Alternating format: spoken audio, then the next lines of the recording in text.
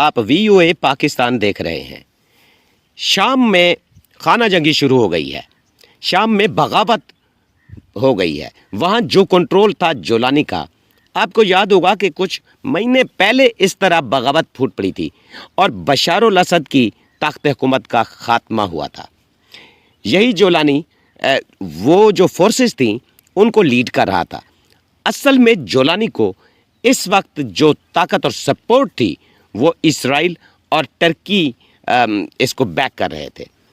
یہ مختلف کمانڈروں کو اکٹھا کر کے اس نے دمشق پر قبضہ کر کے بشار الاسد کی حکومت کا خاتمہ کیا اور بمشکل وہ ایک جہاز میں بیٹھ کر شام سے بھاگنے پر مجبور ہوا کیونکہ اس کی فوج نے ہتھیار ڈال دیے تھے۔ اب سیم اسی طرح جولانی کے خلاف بغاوت ہو گئی ہے۔ بڑی تعداد میں شام میں تباہی ہو رہی ہے، پوری طرح خانہ جنگی شروع ہے۔ جولانی اور اسد کی فوجیں آپس میں لڑائی کر رہی ہیں، دونوں کے درمیان شدید جنگ جاری ہے۔ دوسری طرف اسد اور جولانی کے حامی ہتھیار نکال کر ایک دوسرے پر چڑھ دوڑے ہیں۔ یہ لڑائی اب شام کے چوک چوراہوں میں بڑی شدت سے جاری ہے، ہر طرف خوف کا عالم ہے۔ اب تک کی خبر کے مطابق تقریباً 300 لوگ مارے جا چکے ہیں اور بے شمار لوگ زخمی ہیں۔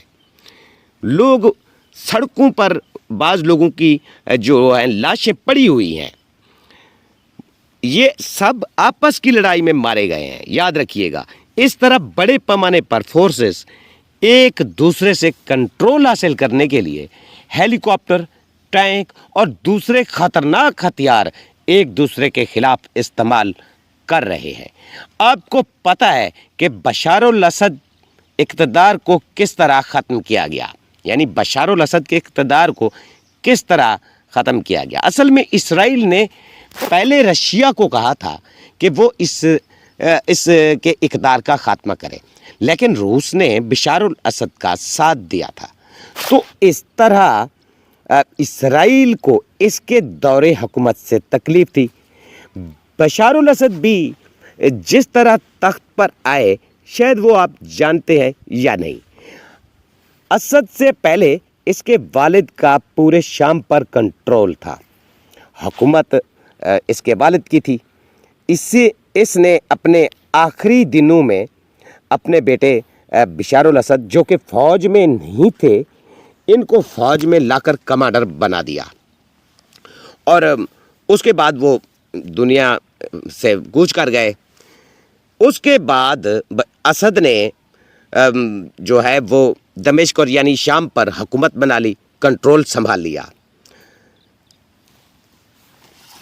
اسد کے کنٹرول سنبھالنے کے بعد یہ کافی عرصہ جو ہے یہ شام پر تقریباً اس کے دور اقتدار جو ہے بڑا لمبا ہے، طویل ہے، تو یہ وہاں بیٹھا تھا۔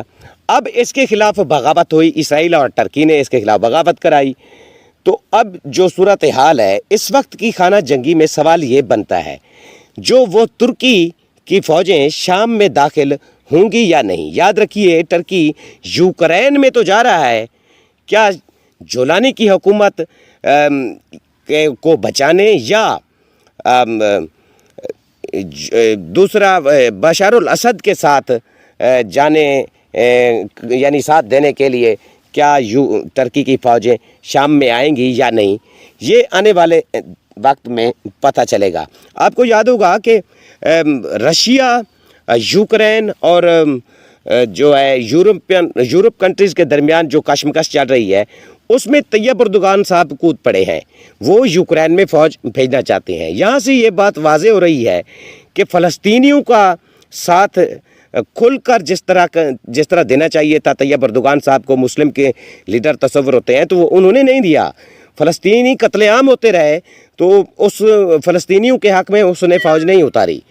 اب کیا جولانی کے اقتدار کو بچانے کے لیے وہ شام میں اپنی فوجیں اتارنے آ رہا ہے ترکی یا نہیں آ رہا، یہ آنے والے وقت میں سب پتہ چل جائے گا۔ لیکن شام میں شدید تباہی ہو رہی ہے۔ اس کے بارے میں مزید جو بھی ڈیٹیل ہے میں آگے چل کر آپ کو ضرور بتاؤں.